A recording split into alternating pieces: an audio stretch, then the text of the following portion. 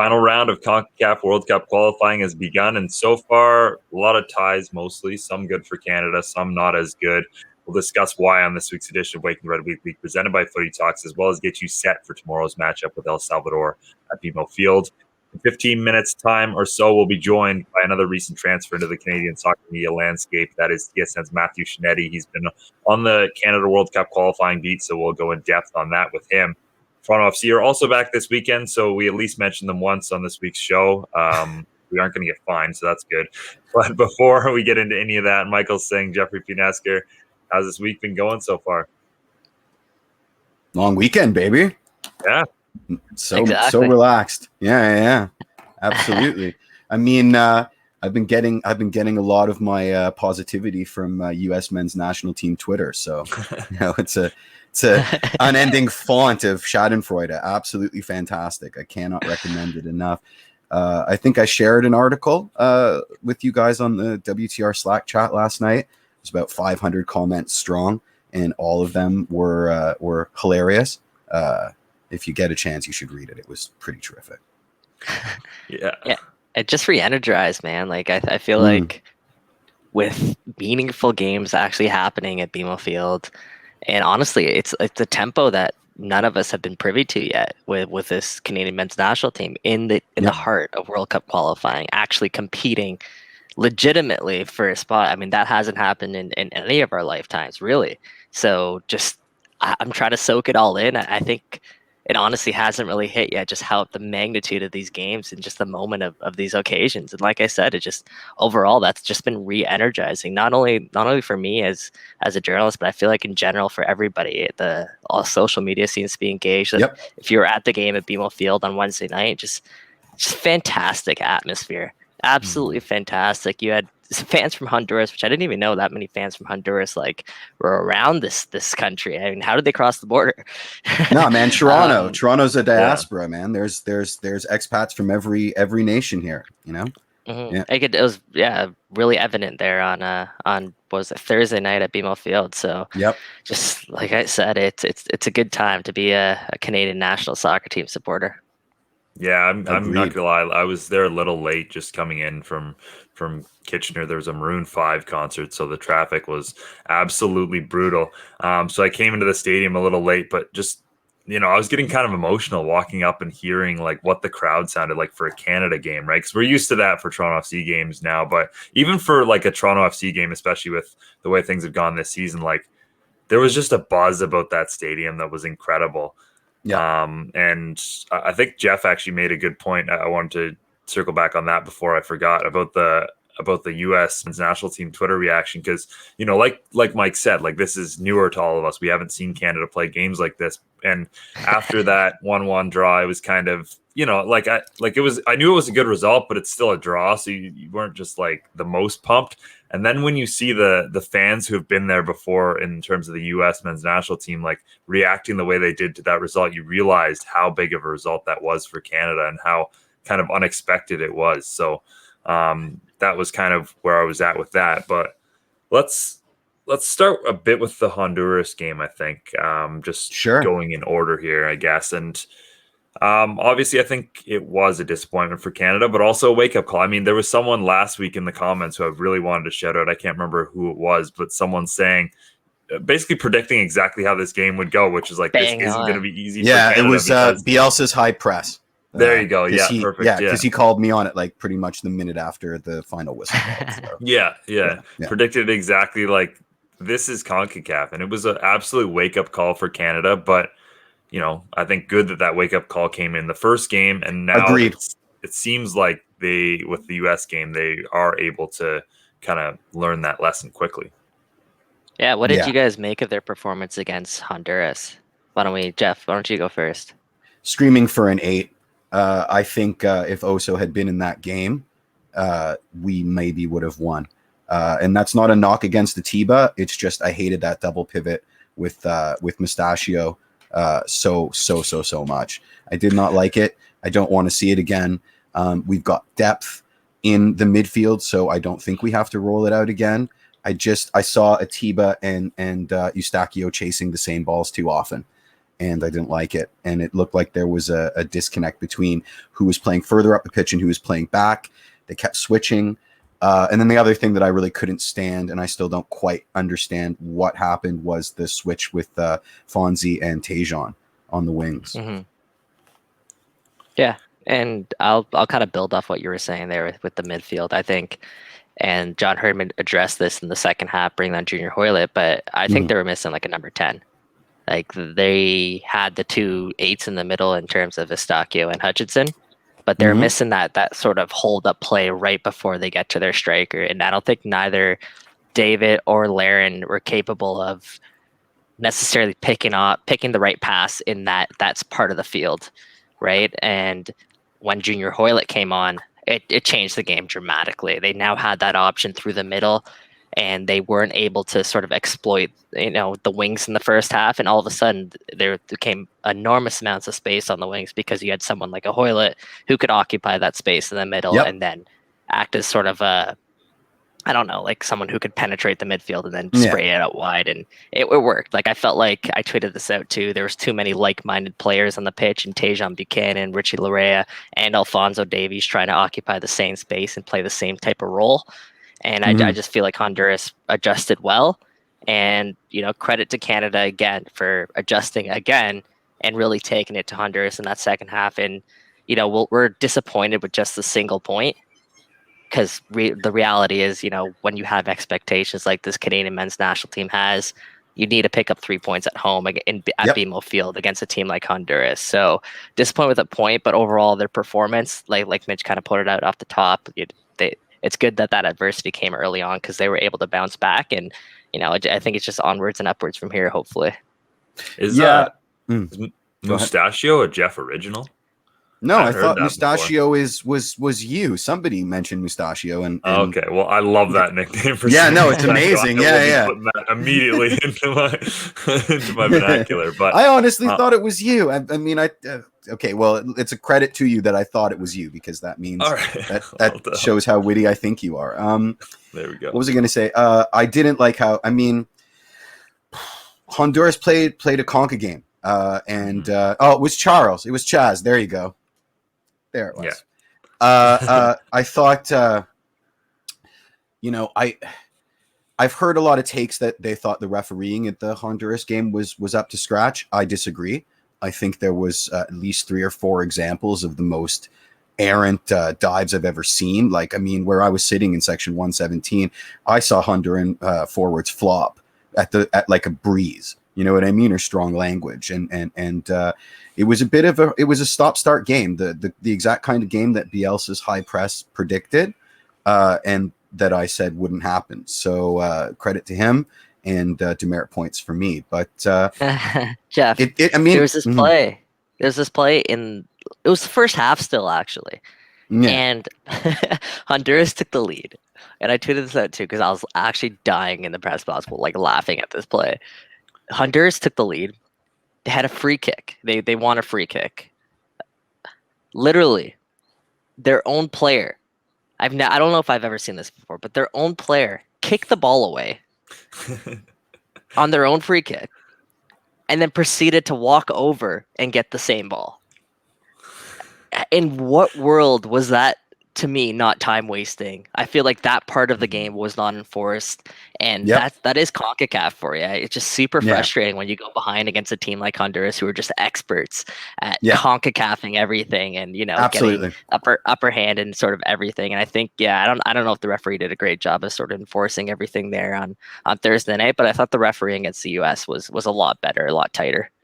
Yeah, I think that's the frustrating part for sure. Is I think the ref got the big calls right in the Honduras game. Obviously, the Tajon penalty, it was debatable, but it probably was a penalty. It's a penalty, in my opinion. It's always the game management that frustrates you, right? It's the fact that teams keep getting rewarded for trying these kind of things in CONCACAF. They keep getting rewarded for all the time wasting. They keep getting rewarded for all the antics. And again, that's the wake up call for Canada. They're going to get this, and it's going to be, if it's that bad at BMO Field, let me tell you, it's not going to be any better when you're down in San Pedro Sula and there's no one all the stretchers, all the stretchers, all the bags of urine. Yeah, exactly.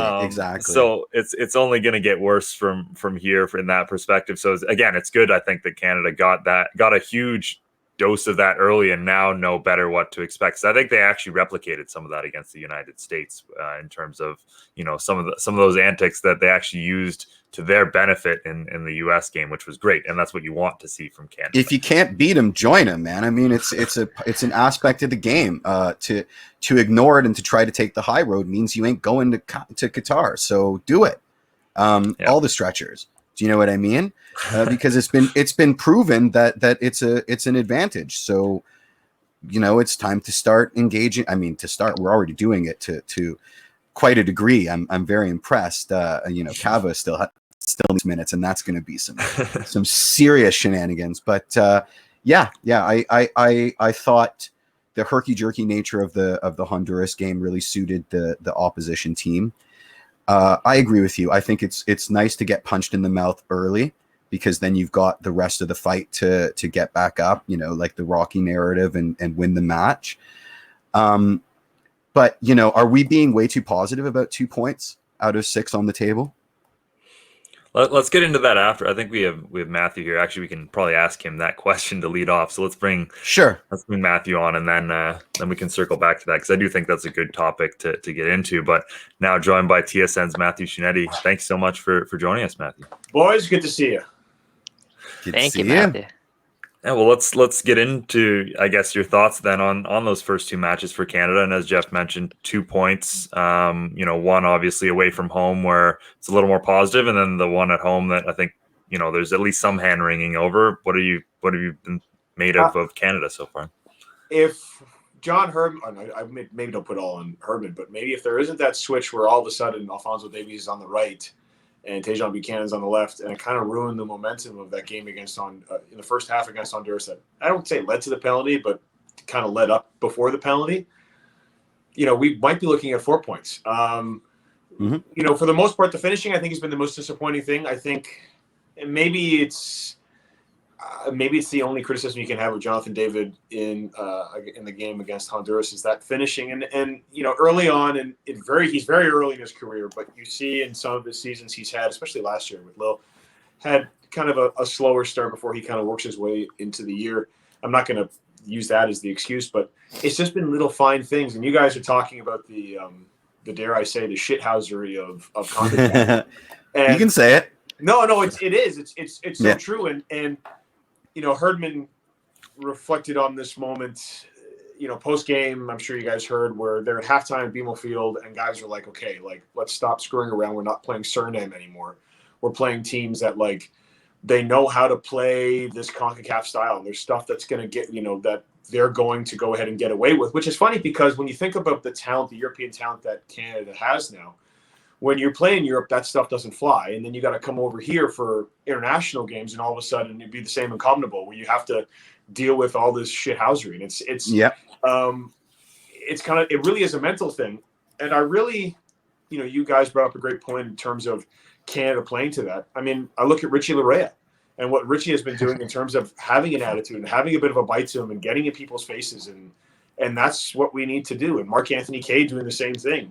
Terrorizing people. Yep. And that's and from the start, he's screaming the anthem out, and then he's screaming on the field, and it's a psychological warfare. People, this is what you have to. This is part of it. And I have been impressed with that U.S. game. I have to get this in because I've been saying it behind the scenes. I don't know what bloody game Arison was watching after the game where he's just like, oh yeah, they had one chance, they scored. I'm like, dude, it was an open game, and had Tayjon Buchanan just squared that ball across the box, you guys probably would have lost. What are you talking about? So this is part of it. This is the psychological warfare, and it continues on tomorrow. I think given where the table is now, you have to beat El Salvador at BMO Field to stay above that. That for me, that the top 4 places, that's where the cut line is. Like, even if this team, I'm not putting the cart way before the horse, but even if this team were to get that 4th playoff place, it'd be a huge accomplishment. But that you have to keep in those top 4 places. You can't get behind that line at all, at any point in this process, especially this early. Speaking about the U.S. psychological warfare, are you also enjoying the festival of Schadenfreude that is U.S. men's national team Twitter right now? Well, I watched. You know what was even better was the YouTube channels. They do for some reason they think it's a good idea to put the Greg Berhalter's post-game press conference on YouTube, where the fans didn't they kill the comments though? Didn't they turn those off? Losing their mind. It's all his fault. We have all this talent. Why didn't we beat Canada like 29-0? It's like, what are you talking about? Yeah. Like, and it's funny. Go ahead, sorry. Go ahead. No, please continue. I mean, no. What I'm simply saying is, like, the United States, whatever people think of their talent, like, this is still a team that I remember Dwayne DeRozero telling me this many years ago. He's like, their infrastructure allows them to have a wider talent base, but when it's 1-for-1 with our guys against our best against their best, and we can give them our best shot. Like, it really pisses them off. Like, they don't run right over us. And it's funny. And I was watching that and just remembering Dwayne's comments from this is like 10 years ago, and just watching it and being like, yeah, they're pissed off that like they're not running over us anymore. Like they can't. And it's now, bear in mind, I don't think Scott Kennedy had his best game. No, he did not. But overall, that was an excellent. I mean, as ties go for Canada in this part of the process, that was an excellent tie. And to watch Americans afterwards on their YouTube channel just lose their minds, I have no problem being biased here. I absolutely love it. Yeah, me too. 100%. I love to see it. I mean, they won the Gold Cup less than 2 months ago, and they're calling for Berhalter's head if they don't beat Honduras on Wednesday. It's kind of hilarious, and I hope we never experience that level of swagger over here. I don't think culturally we're capable of it. I think we might get close, but I don't think we'll ever get that bad. Anyway, sorry, Mike. Sorry to interrupt. No worries. And Matthew, you mentioned they're best against best. I got a question for you. Is Alfonso Davies the best player in CONCACAF right now? If you watch the way that he terrorized both Honduras and the Americans on the left side, I was saying this to a colleague of mine, Paul Atfield, who works for Golden Mail, during the game. I was like, he's far and away the best player in CONCACAF. Like, it's not easily close. Like it's when you talk about world-class players, and it's going to be interesting today. I'm going to training, which is in about an hour and a half. And it'll be interesting to see if Alfonso is still there and if Bayern Munich hasn't picked up the phone to John Herdman and said, okay, that was fun, but we'd like him to come back now. We've got RB Leipzig coming up in the Champions. The first match days of the Champions League. So you guys can have him back in October, but we need him now. That'll be interesting. However, like, when he's on the field, it literally tilts no matter what structure, what talent any team has. Like, he just blows past guys. And it's not even like I remember we as a country, mind you, were worried that when we got to this stage that guys just be hacking at him and just like two-footed tackles. They can't even touch him. Like it's not even that's not even a concern because he's I think we lost his your sound there, man. Yeah, we lost your sound there. Got me? Yeah, now we got you. Good stuff. I just had a phone call coming in. No worries. What is so interesting is that if you see him in person now, his body is so much bigger in terms of like he's so much more muscular. He's so much faster, and he's only 21. Like he still has growing to do. Not even. And it's an absolute credit to Bayern Munich. And like it's a credit to Bayern Munich and their strength and conditioning coaches. You know, we've all seen certainly what they've done to many players. You know, I think of Thomas Muller over his career, and he's gained strength and speed. But the fact is at this point, far and away, Alfonso Davies is the only world-class player in CONCACAF. Wow. Oh, yeah.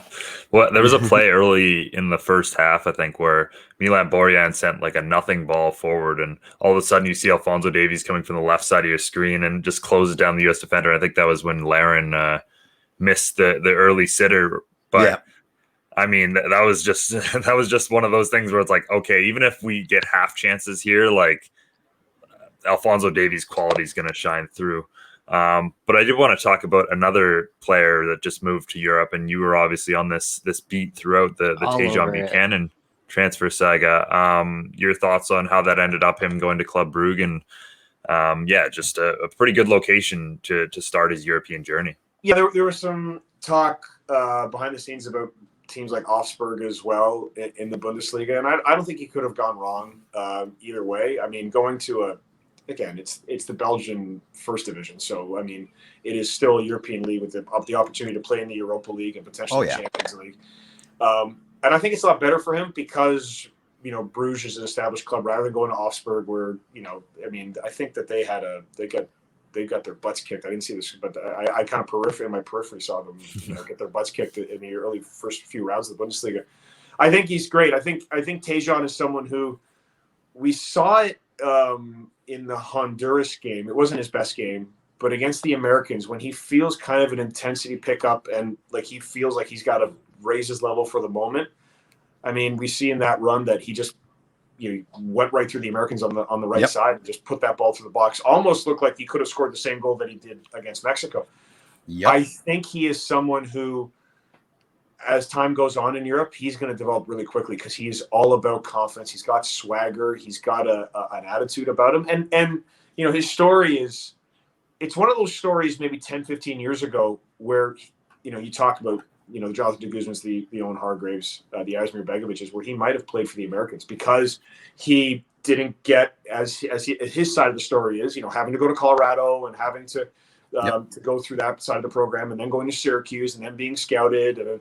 But it's a real credit to what the men's national team is doing now in like heavy recruitment of guys and letting guys know that, hey, whatever happens in the past, you're an important part of what we're doing now. And he plays by and large so well for Canada, and his development, especially over the last few months, mirrors exactly Jonathan David in terms of David obviously coming from the more amateur side in Ottawa, but just skyrocketing. Mm-hmm. And I think he's gonna play so well in Belgium. And then I think right now he could play for one of the upper tier sides in Germany, but I would love to see someone like that. I'd love to see Tajon play for Borussia Dortmund in a couple of years. Yeah. I just think he would thrive for one of the top sides in the Bundesliga.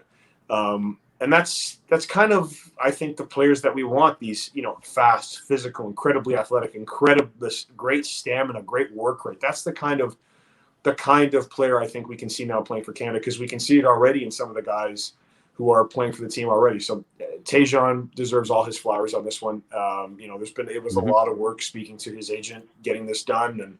And, from Bruce Arena, when myself and some early reporters put out the news that he had interest, 8, 9, 10 weeks ago, Bruce Arena being like, yeah, he's not going anywhere. To see his progression even in that time to a point where everyone's like, no, you can go, but, roll it back to it. Like, it just shows, again, it's another example of the quality of talent that's now in Canadian soccer, and hats off to Tajon. I mean, I think he's, having spoken to him just a couple of times and speaking to members of his family, he's a good kid, great dude, and he's really gonna grow into his own in Europe. Fantastic. Funny you mentioned that time period. I feel like his transfer fee jumped up a couple of figures over that period of time just because he was on fire, and he still is. I texted his agent when they scored against Mexico, and I was like, cha-ching, like, that's. Yep. I mean, that's what happens, right? I mean, it's so weird, isn't it? Like to think that Canadians now can raise their stock, can raise their value by the way they're playing, and I can. To go back to a previous point that you guys had mentioned, maybe the expectations of fans. I was sitting in the BMO Field press box, a press box I sat in 14 years ago when I started my career, and watching fans, just a terrible Toronto FC team, and watching, with all due respect to the guys who came before, really did the heavy digging. But to see fans now walking around with Canadian national team jerseys, walking around with Alfonso Davies jerseys, talking about Tajon Buchanan, talking about Jonathan David and Kyle Larin, people walking around with the Atiba Hutchinson Besiktas jerseys. Like this is what the change looks like. This is how it starts. And this is only just the early ripples of what's going to happen in 4.5 years. Like, I don't think anyone, I mean, you gentlemen obviously understand it, but in 4.5 years, where the trajectory of Canadian soccer is going, the men's side in particular, in 4.5 years before that World Cup that we're hosting, hopefully at a renovated BMO Field, with the talent that we're going to have there, where, Alfonso Davies is going to be in and about his prime, or maybe just on the downward half of it, and Tajon Buchanan is going to be in his prime, and Jonathan David will be in his prime. I mean, it's enjoy these moments now. Like, take notes now, because like we are now experiencing, I won't say a golden age yet. Got to get to a World Cup first, but yeah, true. Just a real summer and flowering in Canadian soccer. Sold. You almost answered my next question, which is, what is the state of the CanSoc in the current CanSport media landscape, and are we doing everything right for the slow burn towards 2026, or should we be doing more? Well, it's funny. Those who know of my work will know that I covered Toronto FC many, many years ago, and then I had to. I was told, I worked for the National Post, and my editor at the time told me, nobody cares, move on to the CFL, and I was like, right. Okay, but I got the call 4 or 5 months ago from our producer saying, we're like, this has to happen now. We got to invest now, and to know that not just myself, but other my fellow media members, are investing in talking to player agents now, are talking to players and their families, their representatives on multiple levels, trying to build this infrastructure where it's not just. We're trying to expand it out to more casual fans, and that's, on my side at least, in terms of some of the features we've been doing to try to really get people excited about this team and kind of wink and nod and say, hey everybody, like the World Cup is coming here. Like I mean, the 2022 is the goal right now, but the World Cup is going to be in your backyard very soon, and. It's a spaceship that when it lands, it's going to be like unlike anything else. But right now, where we are, I think as we see this process play out, and as hopefully Canada stays in those top 4 spots, and as we get closer over the next 5 months to seeing if this country is actually going to get to its first World Cup since 1986, or Men's World Cup, it's going to be. I'm excited to see not just what we do at TSN, but what other media outlets do and the competition that raises. Because that's what I want. I don't want it just to be One Soccer who does everything, or TSN that does everything, or Sports. I want us all to be like, start the drumbeat. And this was obviously the foundation laid by the women's team and what they did, and not just in Tokyo, but the World Cup here a few years ago. But the momentum is building, and what I'm enjoying seeing is the players are now getting it. And listen, and talking to John Herdman, Herdman had said to me, listen, the goal here that we all want is you're going to have, we're not going to play great. You're going to have tough opinions about the way we play and what we do. That's totally fine. But the fact is the players are watching, and to see that the media is now investing more in them, not just raising their profile for the sake of dollars and cents, but raising their profile so that, as I mentioned, you see people wearing not just Alfonso Davies Bayern Munich jerseys, but Jonathan David Lille jerseys, Kyle Larin Besiktas jerseys.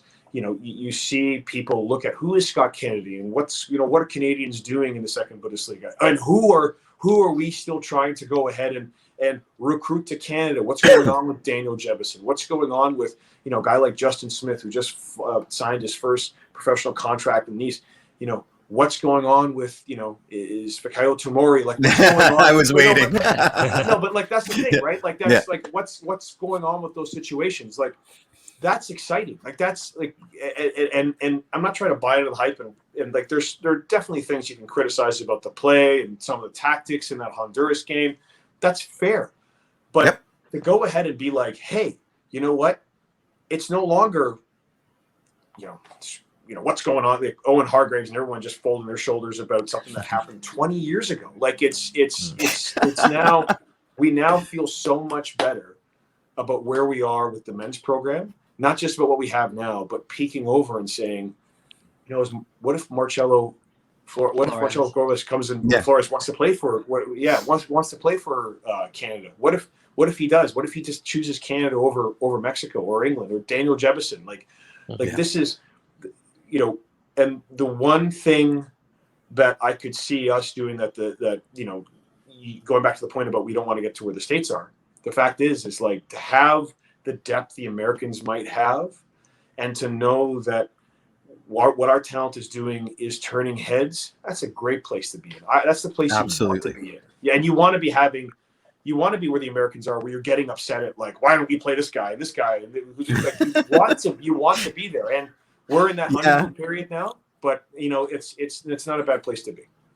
Yeah. So let me follow up quickly. What do we need to do on the women's side to take the maximum amount of advantage and keep the enthusiasm going post Tokyo? Is it an NWSL team immediately? I've been fortunate to have a few conversations with Diana Matheson about this, and Diana is so smart, and she's I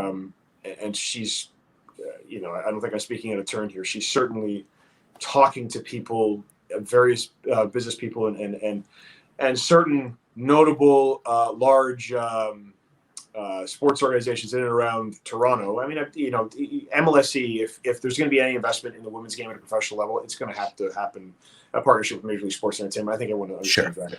But yeah, I think we have to get to a point where, and I was saying this to somebody yesterday, Shireen Ahmed does the Burn It All Down podcast. She's a good friend of mine, and we were just discussing this yesterday. When you really look at it and you kind of understand the limited budget that Canada Soccer works with and everything that Canada Soccer has done on the women's side, and you watch what they achieved in Tokyo, this is my opinion, and I don't mind saying that might be, given the context, one of the greatest achievements by a Canadian team in any sport. Like, wow, with the budgets they have to deal with, the traveling that they have to deal with, everything that the women's team has had to deal with, not just during Tokyo but before that. Yeah. Like it's a massive achievement. It's a historic achievement, and it begs more investment. It put the money into it, because, guys, the two most successful coaches in recent Canadian history both coached the women's program. I mean, Bev Priestman, obviously, but John Herdman. There is a clear line you can draw from the success of the women's team to the success of the men's program. The people, the physio staff, the backroom staff that worked on the women's team, they're working on the men's team right now. Like, it's so that investment, one clearly benefits the other, but we don't. I think we want to get to a point where that shouldn't be the case, where they can be their own entities and succeed on their own.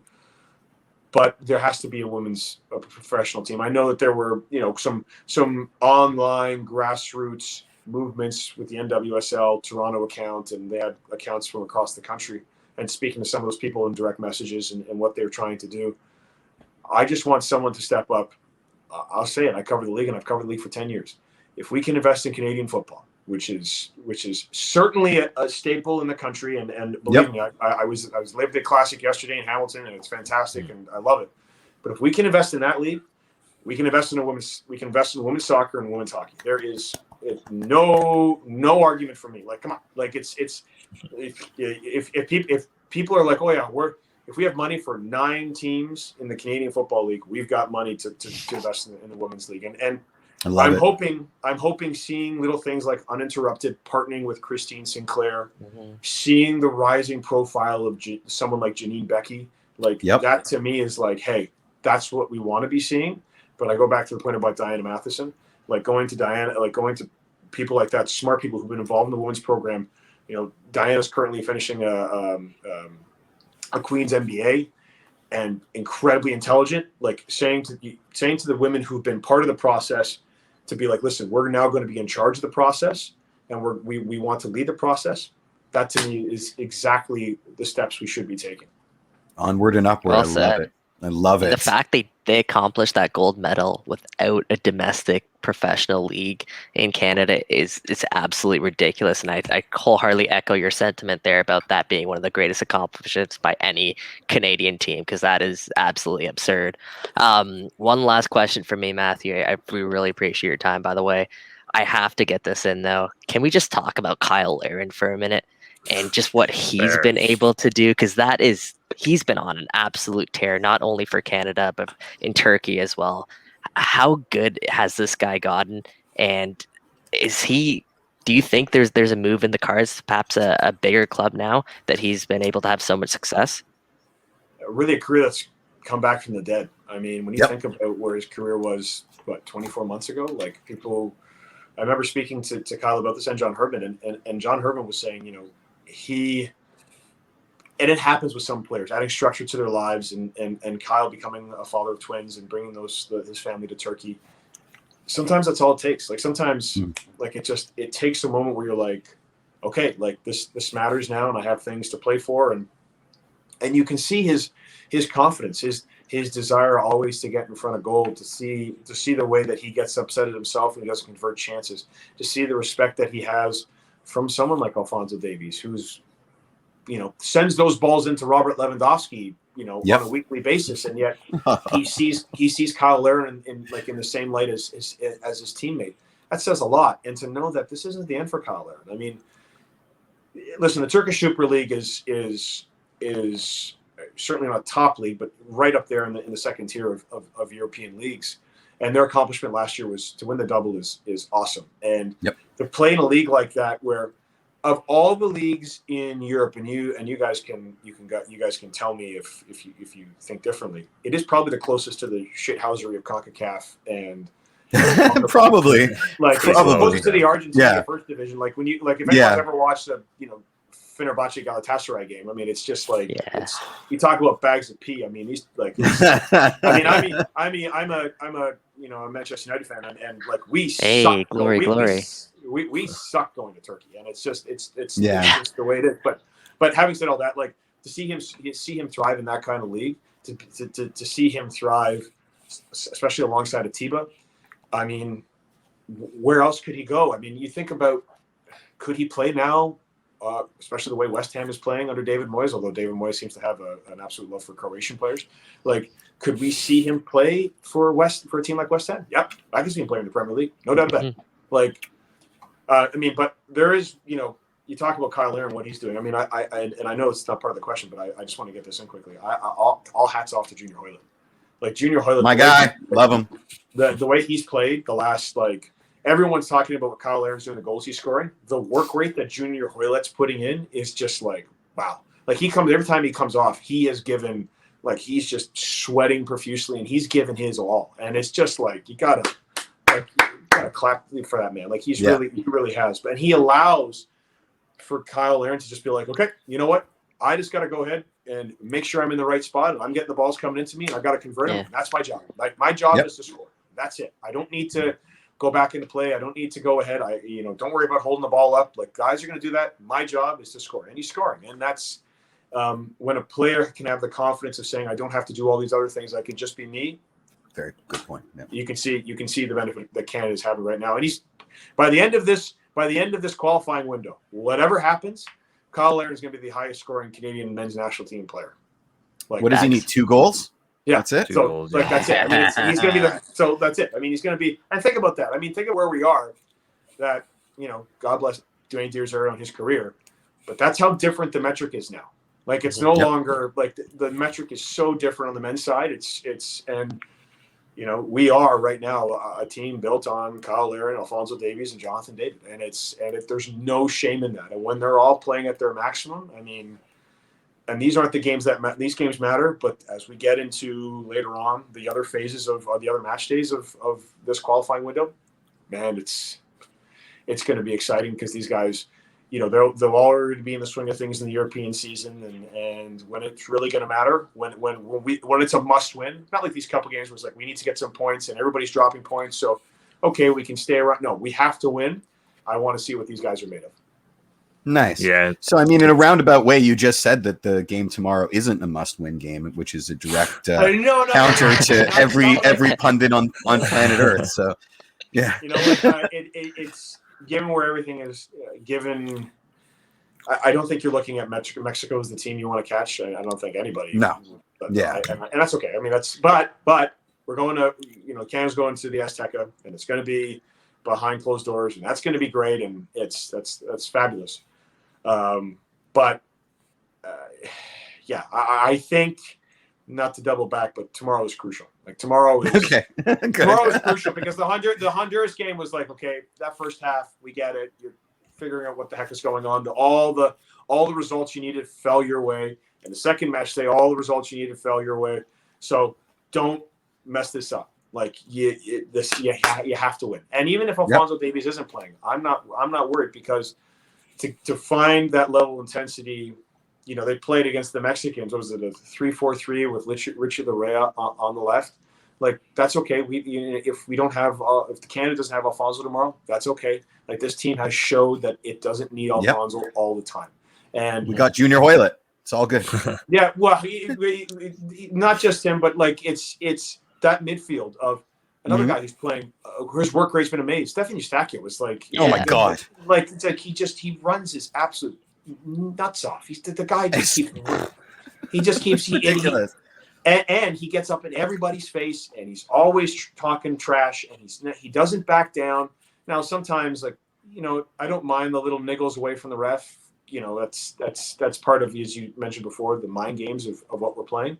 Yep. But we're okay if we don't have Alfonso tomorrow, because we're going to be at home, and Milan Borjan, God bless him, is the biggest friggin' cheerleader. Just like yeah. Like his Robbie Van Persie header is maybe the best thing I've seen in the South End of BMO. That it was absolutely incredible. He took a running leap at a corner kick and just headed it away. It was unbelievable.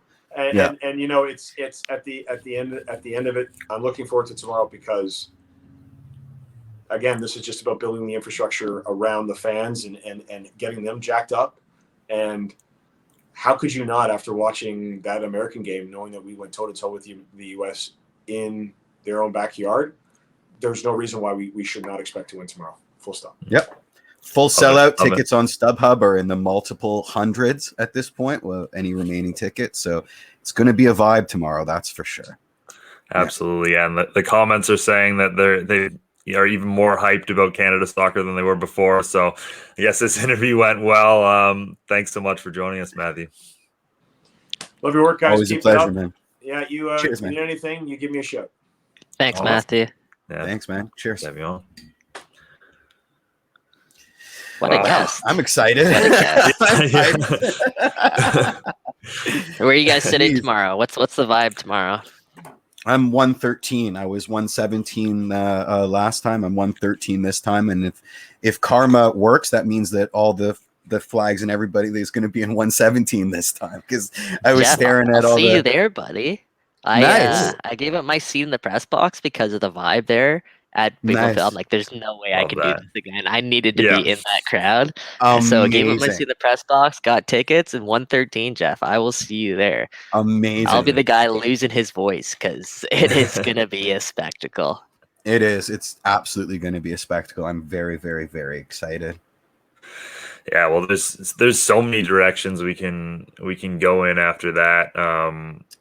I wanted to bring up one thing that Will Dunn asked, which is it still closed doors? Are we sure that the Azteca game is going to be closed doors at this point? I thought it wasn't, but I'm not going to say for sure. That's what I wanted.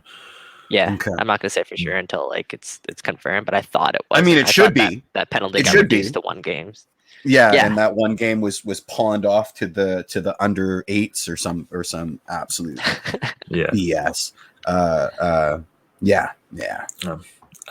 wanted to bring up a couple of things, I guess. Then one of the things that I thought was interesting that Matthew said was just the Tajon Buchanan scoring against Mexico and then the cha-ching symbol, because that has not been the case for Canada players in the past, that they've been able to raise their stock while playing the Canadian jersey. This is to go back a couple of years, but I remember Marcus Haber when he's trying to sign for clubs in the lower level of England or in Scotland as well.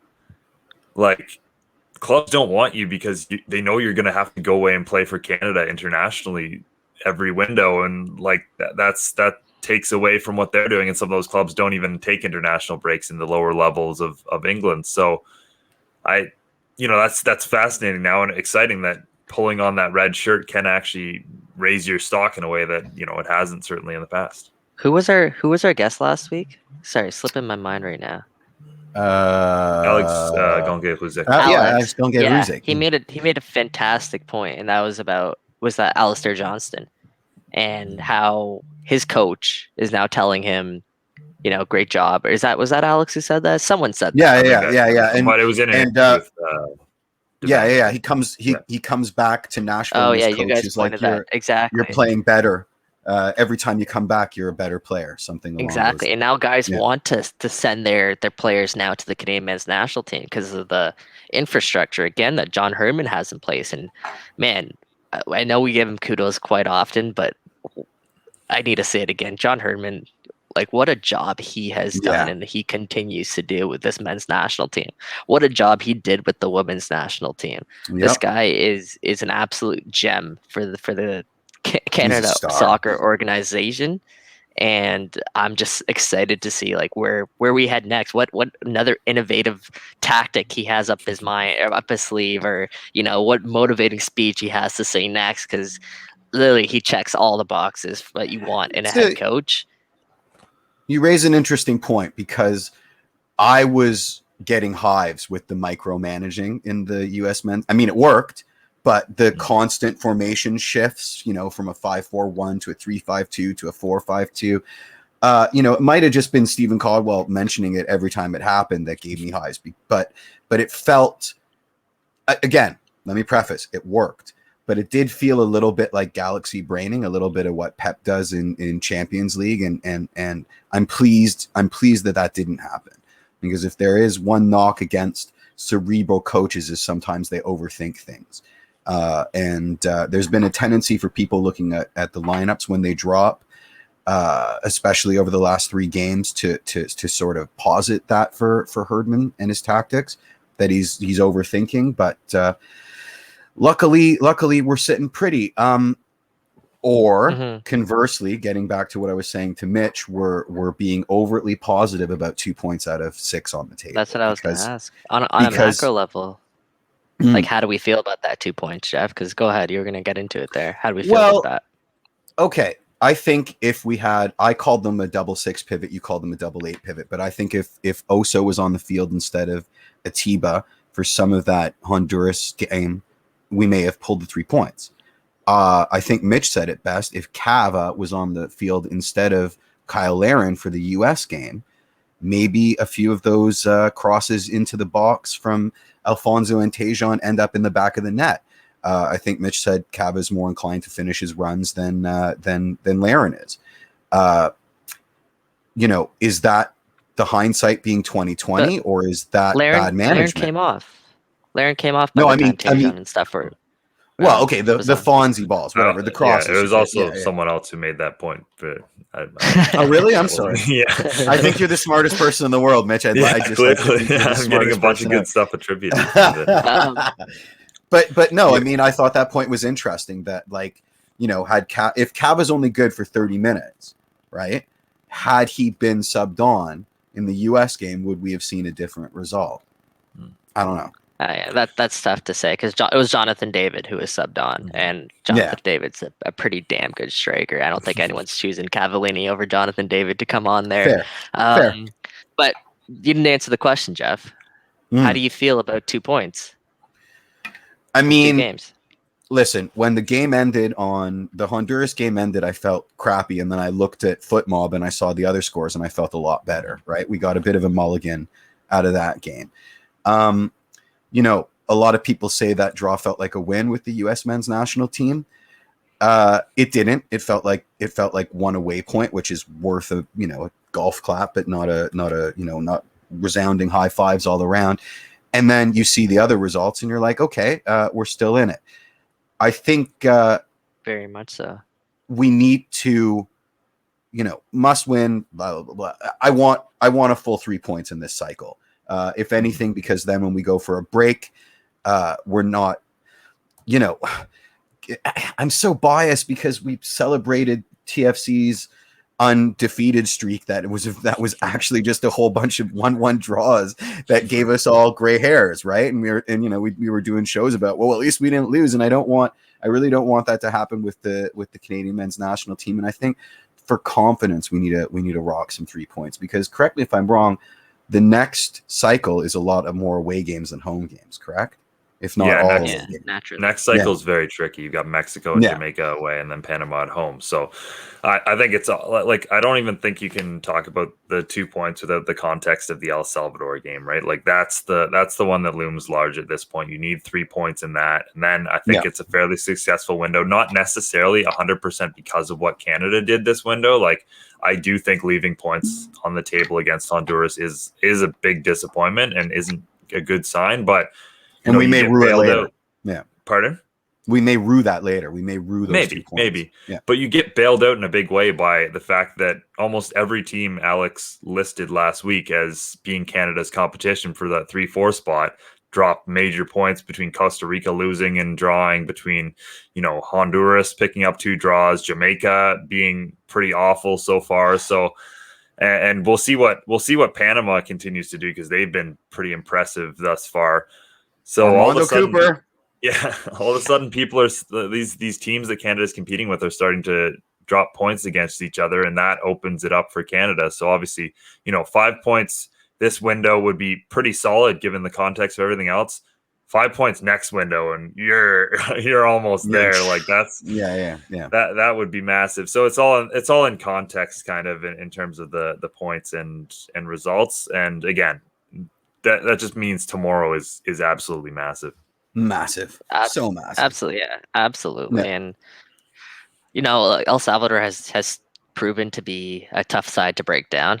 Obviously, they haven't conceded a goal in their first 2 matches so far. Yeah, but guys, 9 clean sheets in their last 12. Come on, Devane called them. Guys. Yeah, Devane called them El Salvador on a football pod this morning, and I thought it was hilarious. El Salvador.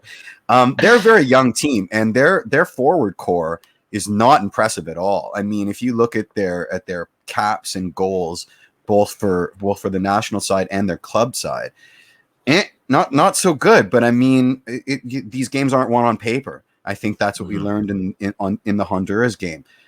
This game is won by grit and luck and shenanigans and all the other sort of intangibles turns this thing. I'm super excited.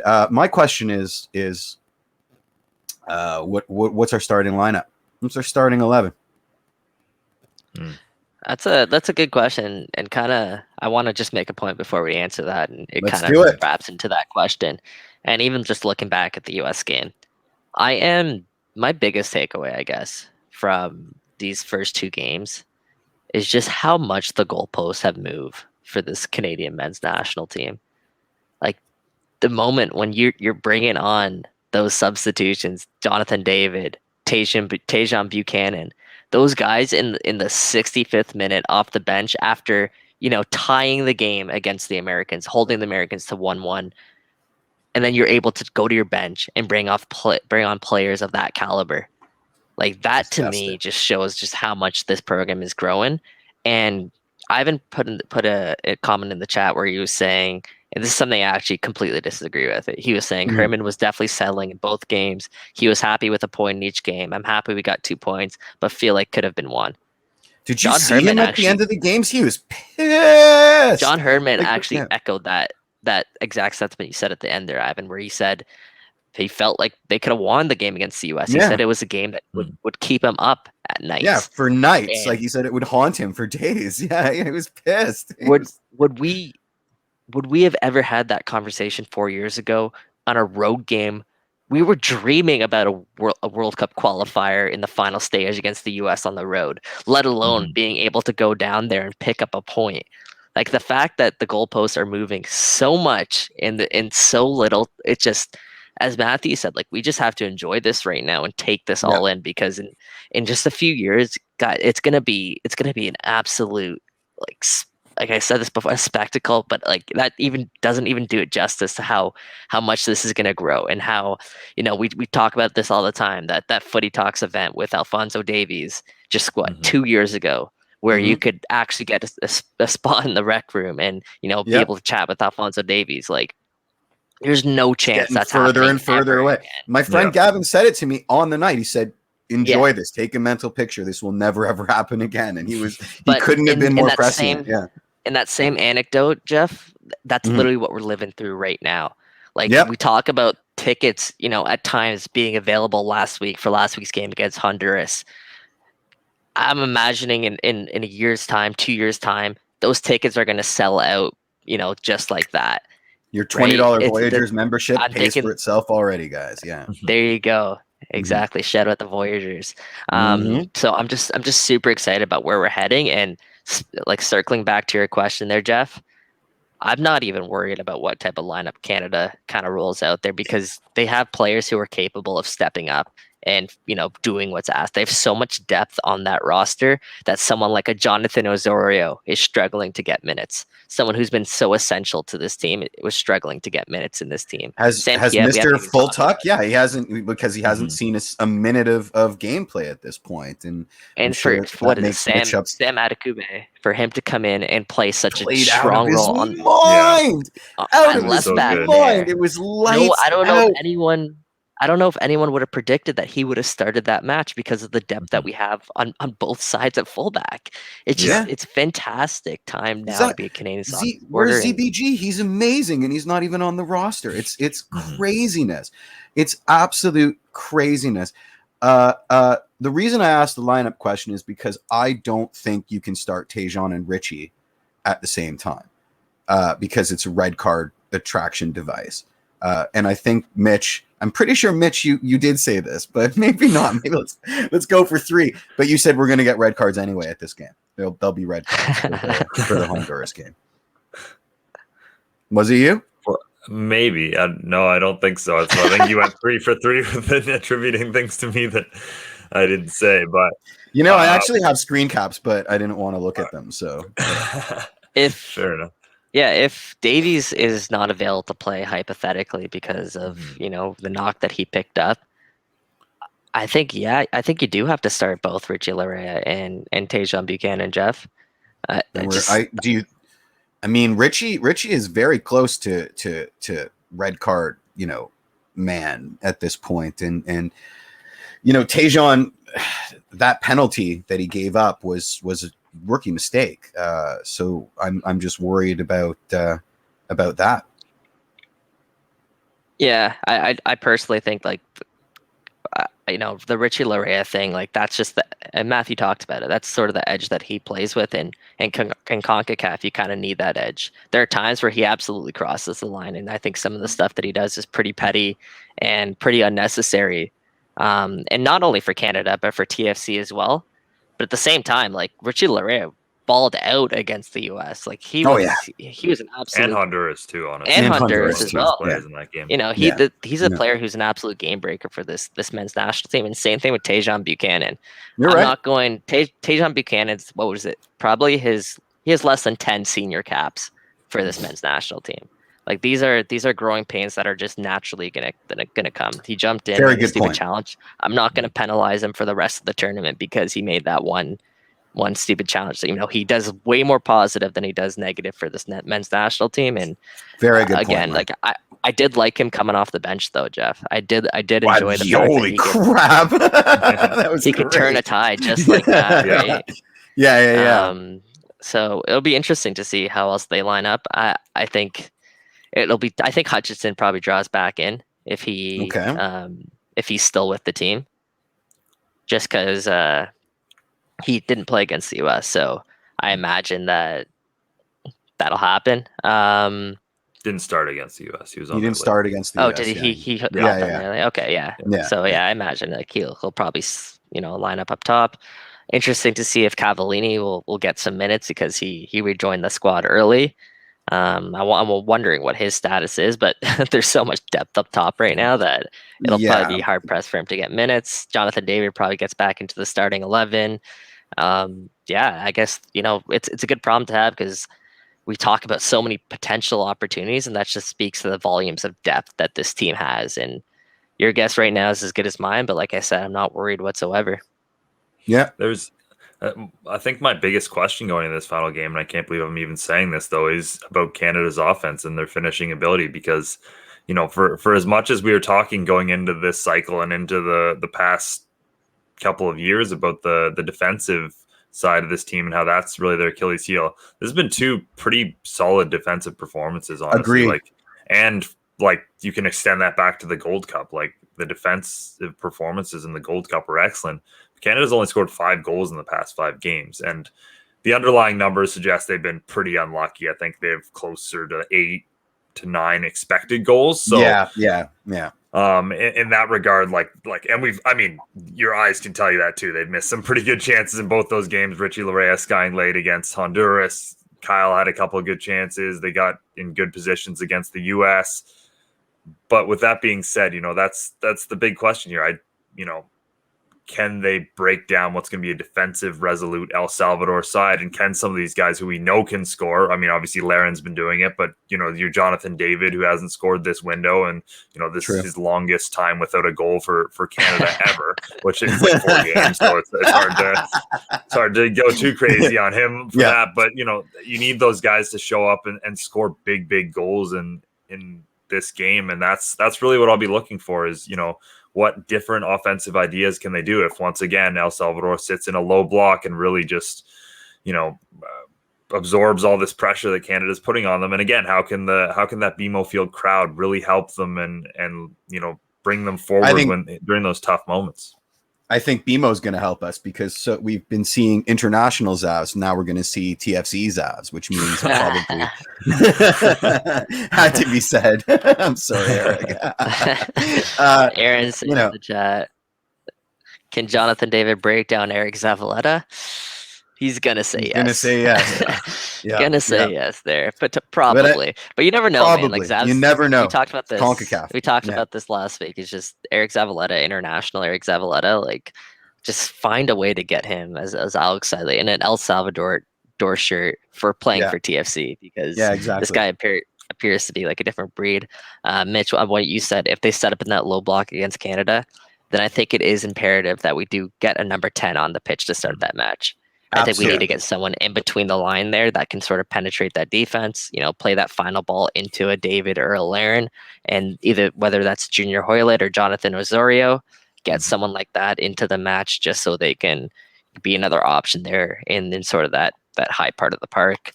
I think that's all from me there. I'm just super excited for tomorrow. I think it's like I said, it's going to be a completely different vibe than you're used to if you're heading down to BMO Field for the first time to check out a national team match. Man, it was a completely different vibe than going to TFC games. Like, I can't even express how lively that crowd was, and I'm looking forward to it tomorrow night. Yeah. Sorry, I said if El Salvador plays in a low block, I meant when El Salvador plays in a low block. I think we all know what's coming. I just assumed you said when, or you meant if they're gonna they're playing a 4-3-3 with inverted wingers, guys. What are you talking about? Should we hop on to the last thing? Yeah. Oh yeah. Actually, no. Yeah. Let's at least briefly mention that Toronto FC is back in action on Saturday against FC Cincinnati. I think earlier in the season when they lost to Cincinnati, that's when we really knew that things had gone all the way off the rails. Mm-hmm. So a chance to at least maybe pull something back here. But my question that I put in the chat is good question. In the question is, what, if anything, are we looking forward to for the next little bit for Toronto FC other than the cider bar, Jeff? A41 kit, Unity kit. What's it going to be, guys? Black Sox. Now, I'm looking forward to.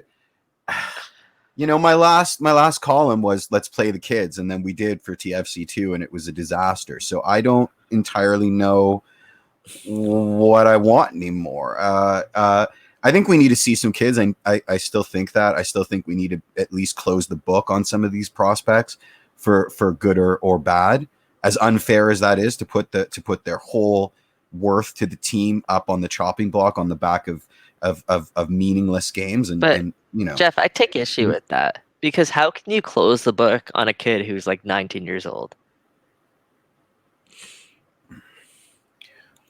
I mean, like my counter is, how long can you keep it open in a professional context, right? It's with the changeover that we've got coming. how many of these prospects or potentials or diamonds in the rough or unpolished gems can we hold on to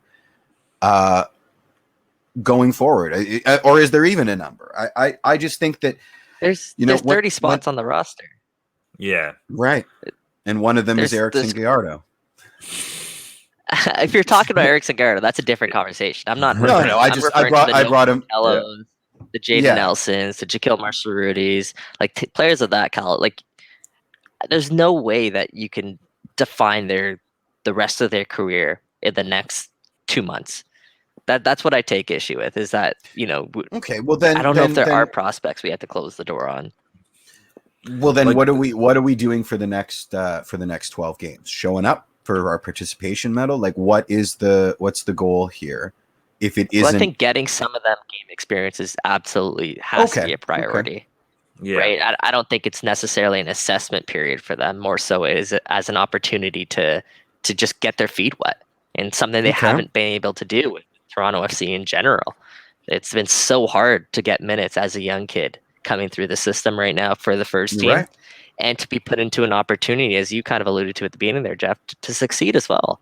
And if you put them on the field again with a Soteldo, a Pozuelo, players of that caliber, instead of throwing a full team of youngsters out there, you're more likely to succeed as opposed to what happened with TFC too. That being said, it's not about succeeding or not for me. It's just about getting some of these kids minutes, because the reality is there's nothing left on the line for TFC this season. There's nothing left to play for. Championship, yeah, exactly. Other than the Canadian Championship, that's something I'm looking forward to.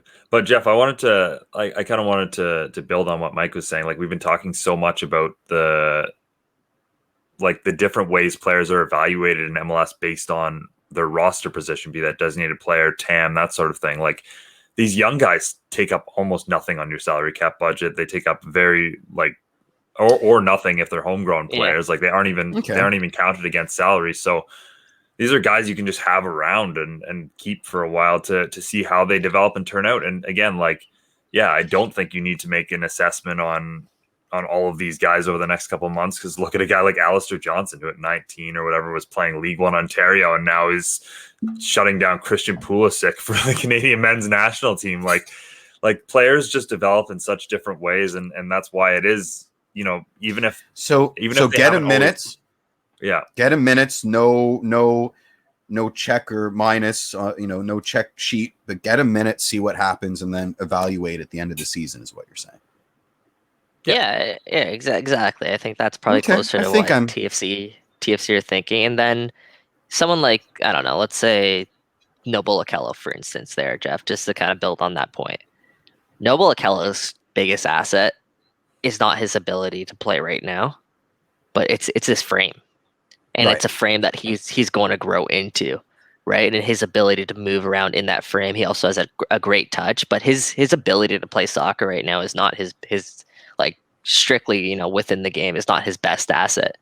Right. So I'm excited to see what Noble Okello looks like in 3 years, because to me, that's really the player that TFC are kind of trying to build towards, as opposed to a guy who's 19 years old and could hypothetically make an impact on the game right now. So that's why I'm saying next game.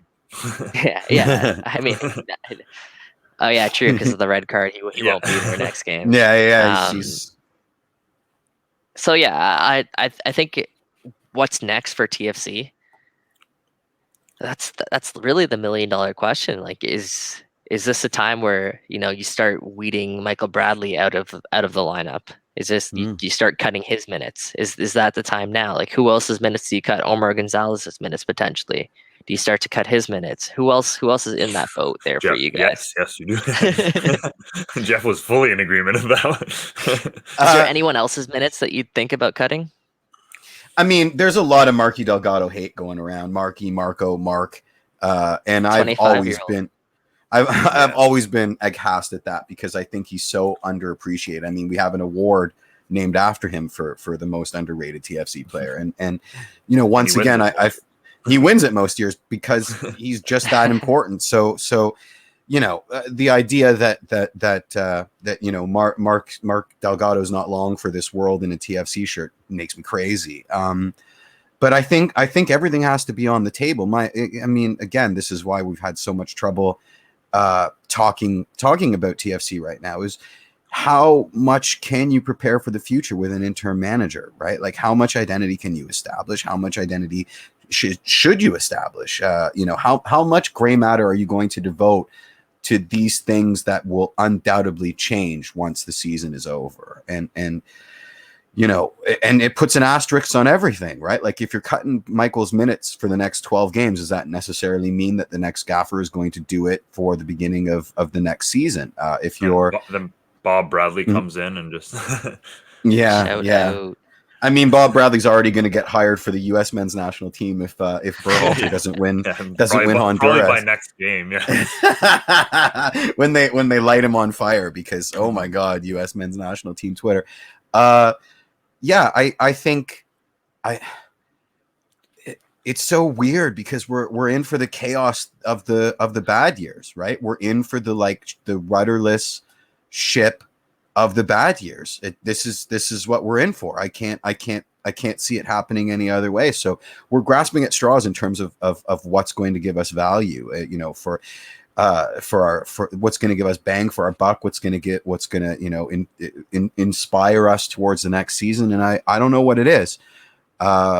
Hopefully it's a couple Jaquil Marshall-Ruddy screamers that keep us excited going into the off season, right? I don't know I don't know if that's realistic. Like, has he hit a screamer? Like, maybe one when he was like 14, like for the U17 team or something like that. Okay, I don't know, Jordan Peruzza screamer or whatever the case may be. But yeah, it's tough. It's tough to navigate this. We're being yelled at, by the way, in the chat too. I know. That's why I keep losing my train of thought. To calm down, man. Like, what do you want us to say? Like, the team is in last place. This is one of the worst seasons I've ever witnessed. Not only probably around MLS in general. This is a team with the highest payroll in Major League Soccer, and they're in dead last. As you're saying in the chat there, yes, it's very tough for the young players, absolutely. But the reality they're young is, players.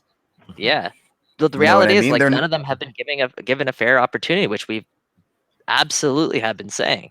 And they're put into very tough positions, and that's why we're saying let's not evaluate the young players based on these next couple of games. Let's give them a fair sample size, and let's not make any yes or no decisions based on this season. Like, the reality is, we want to get them playing time. We want to give the young players playing time, and for them to succeed or not succeed, that's irrelevant. They just need to get minutes at this point to be put into an environment where they have an opportunity to I don't want to say succeed, but show their have worth. An opportunity to show show their wares. Yep, show their bona fides. Minutes. Absolutely. Yeah, I think that has to be the goal, and unfortunately, it's in a system that's in limbo right now, right? Like it unfortunately, and that's my problem is that I mean, I wish I had your positivity. They will succeed. At the end of the day, we've been sitting on the same crock of Academy kids for a couple of seasons, through no fault of their own, but they're not entirely lighting the world on fire. So that level of positivity is, I don't know. Yeah. I love it. Yeah. I love to see it, but I can't go there with you. I believe in the kids. Like, I do believe in the young guns, and I've been stressing it for a while now. This season, however, did them no favors. Absolutely no favors, which is super. Aside from Ralph Priso, just maybe Noble Okello. Was there a youngster that we can undoubtedly say took major strides this year? Nope. I mean, technically Luke Singh, just because he got minutes, but but I had faith in Luke Singh, even before he signed a first team deal with TFC, and it was good that he did get those minutes. But by the end of the those season, minutes. He wasn't looking like the same Luke Singh that started the year, and that's what I'm trying to get at. Is these guys are not being put in good positions to succeed, and is there a player that we can undoubtedly say besides Ralph Priso that got tremendously better? I thought Jacob Schaffelberg would be that guy, but then he just, as soon as Perez came in, he dropped out of the the 11. Yeah, he dropped off the face. of the Jayden earth, Nelson and now has. I'm so disappointed in the, the direction that the club is heading with Jayden Nelson. Yeah. Because I think he's a player that just oozes talent. He's been getting opportunities in the past, and that just went away. Yep. We've seen Jaquil Marshall-Rudy like 1, maybe 2 times this season, sparsely. Like it's not looking good for the TFC Young Guns, but there's an opportunity here, and that's what we're getting at. There's an opportunity here to reinstill that sort of faith, not only for us, but I think more importantly for them. Absolutely, without question. Yeah, and rolling the 11 of them out or 8 of them out for TFC2, and having the Gen just get steamrolled. That's not the option either. Like there needs to be something here where there's a balance to get kids minutes and find success, and I hope they find a way. I agree. All right, let's wrap things up here because we went way over time. Producer Sophia Always was do. Pumped when we said we'd be wrapping up, and then we went another 15 minutes on TFC. So let's. How can she be surprised? This is what we do. Yeah. Out of this, yeah, absolutely. Yeah, 60 episodes of the show. We haven't gotten any better at wrapping things up early. We've probably gotten worse, in fact. But we've gotten worse. We used to go 45 minutes, but we're so much worse now. Anyway. Absolutely. Anyway, thank you to Matthew Scianitti for making his show debut. That was great. A lot of good insight there into the Canadian men's national team. Thanks as always so much to producer Sophia for bearing with us and all she does for us behind the scenes, to Kevin and Edwin as well from the team. And thanks as always for listening and interacting. We always appreciate it. On behalf of Jeffrey P. Nesker and Michael Singh, I'm Mitchell Tierney. Till next Tuesday. See you guys.